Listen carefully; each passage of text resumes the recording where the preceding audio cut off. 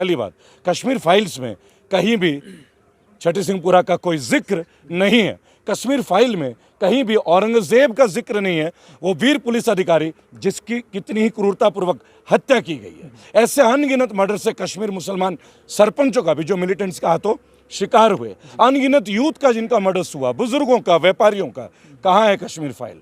एक चुनाव जीतने के लिए इन्होंने हिंदू मुसलमान कर दिया और पूरे भारत में दंगे फैलाने का एक प्रोपेगेंडा अनुपम खेर, विवेक रंजन अग्निहोत्री और इंटायर स्टाफ। मैंने ये नहीं बोला कश्मीरी पंडितों के साथ अत्याचार हुआ, ये स्वीकार है, लेकिन साथ ही साथ कश्मीर के और जो अवाम थे आज भी उनके साथ अत्याचार उसी रूप में चल रहा है।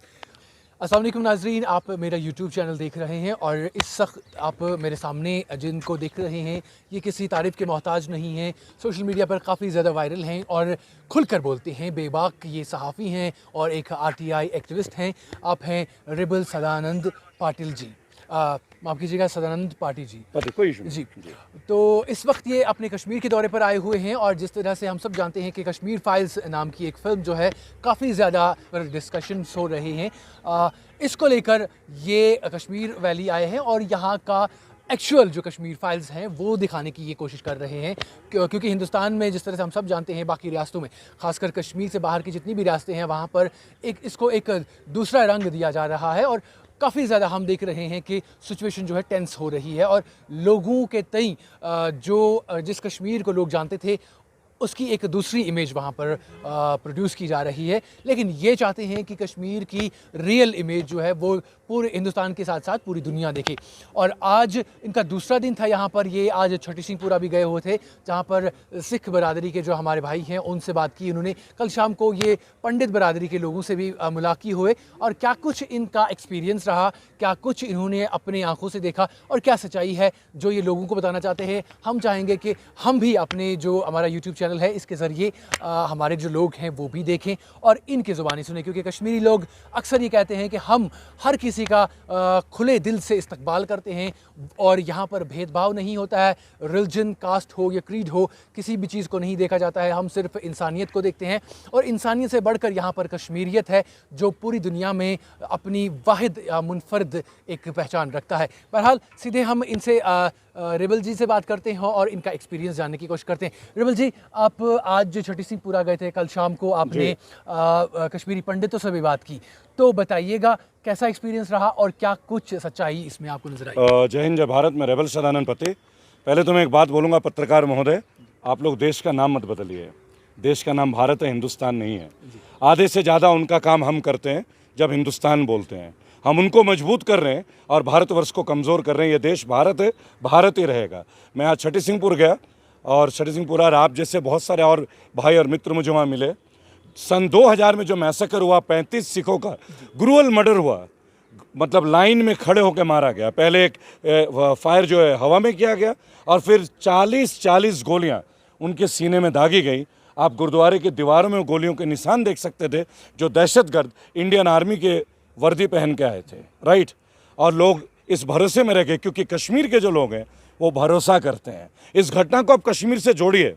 लोगों ने एक बार भी डाउट नहीं किया, उन्होंने बोला हम आपके गांव में आपके साथ यहाँ आना चाहते हैं, इधर एक बार खड़े होइए, और वो उनका यकीन कर लेते हैं। ये है कश्मीरियत। पहली बात, कश्मीर फाइल्स में कहीं भी छठी सिंहपुरा का कोई जिक्र नहीं है। कश्मीर फाइल में कहीं भी औरंगजेब का जिक्र नहीं है, वो वीर पुलिस अधिकारी जिसकी कितनी ही क्रूरतापूर्वक हत्या की गई है। ऐसे अनगिनत मर्डर से कश्मीर मुसलमान सरपंचों का भी, जो मिलिटेंट्स का हाथों शिकार हुए, अनगिनत यूथ का जिनका मर्डर्स हुआ, बुजुर्गों का, व्यापारियों का, कहाँ है कश्मीर फाइल?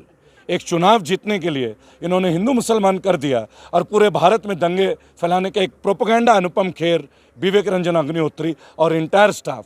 मैंने ये नहीं बोला कश्मीरी पंडितों के साथ अत्याचार हुआ, ये स्वीकार है, लेकिन साथ ही साथ कश्मीर के और जो अवाम थे आज भी उनके साथ अत्याचार उसी रूप में चल रहा है।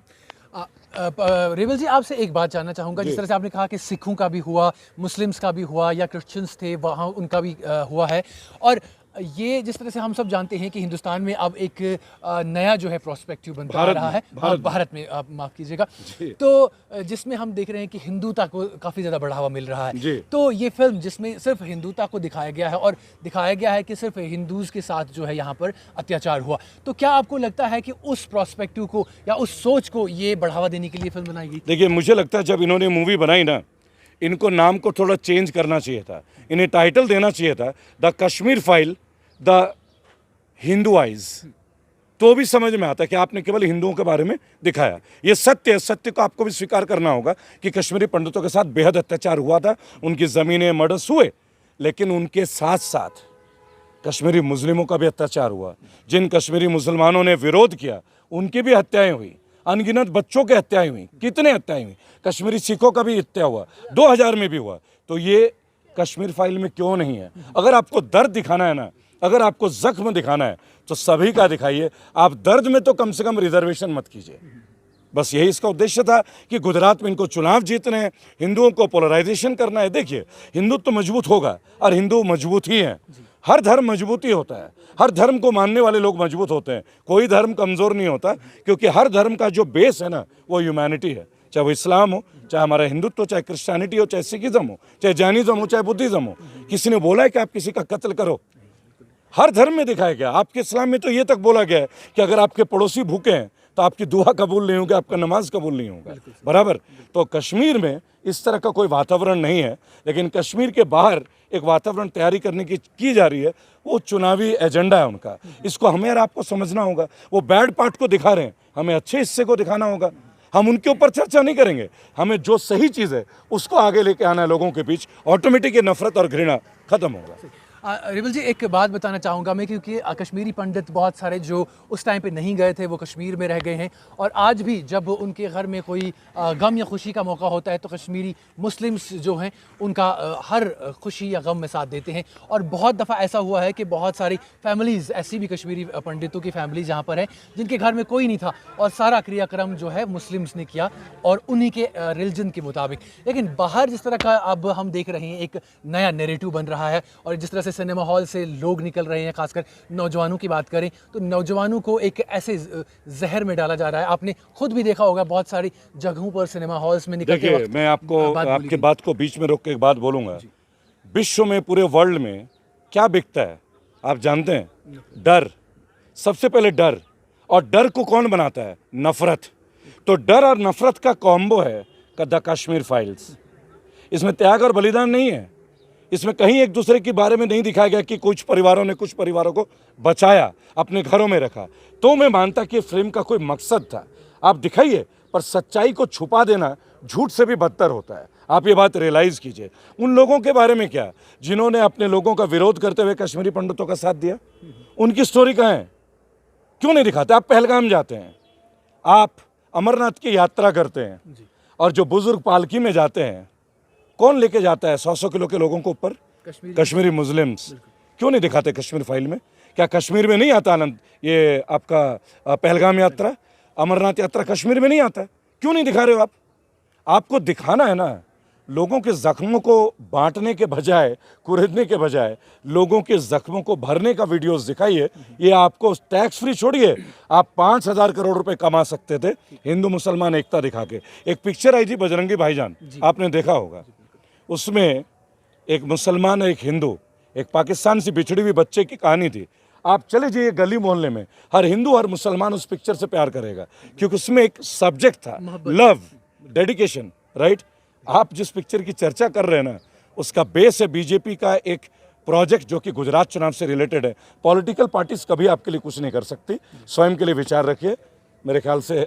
और जी बोलिए बोलिए। एक आखिरी सवाल आपसे पूछूंगा, क्योंकि कल जिस तरह से कुछ जर्नलिस्ट ने आपका इंटरव्यू किया था, या आपने भी कश्मीरी पंडित जी शाम को उनके साथ बात की थी, तो मैंने बहुत सारे ऐसे भी कमेंट्स देखे जहां पर लोगों ने ये लिखा था कि आप कांग्रेस के आदमी हैं और आप कश्मीर में एक मोटिव के तहत आए हैं ताकि जो प्रोस्पेक्टिव बीजेपी जो है अपना जो हर जगह से वो चुनाव जीता नजर आ रहा है और अपनी पकड़ जो है मजबूत बनाता आ रहा है, उस चीज़ को आप मिलाइन करने के लिए ये चीज़ें कर रहे हैं। तो इस पर क्या कहेंगे? एक बात बोलूँगा आपको, कांग्रेस सेंटर में कितने साल रही, 70 साल इनकी सरकार रही, कांग्रेस मेरे लिए क्या करेगी? जो अपने परिवार से बाहर ही नहीं निकल पाई। इन्होंने एक लाइन गलत बोला कमेंट्स में, अभी आपने 2 लाइन और नहीं पढ़े होंगे। कोई कहता है कांग्रेस का चमचा, कोई कहता है केजरीवाल का दलाल। तो पहले टॉस करो आपस में, डिसाइड करो कि मैं किसका हूँ। जिस दिन डिसाइड कर लो मैं इसके ऊपर उत्तर दे दूंगा। तब तक कश्मीर फाइल को नंगा करने की जिम्मेदारी एक इन्वेस्टिगेटिव जर्नलिस्ट के तौर पे रेबल को है, और वो मैं पूरा करूंगा आप जैसे भाइयों के मदद से। चलिए, बहुत बहुत शुक्रिया आपका।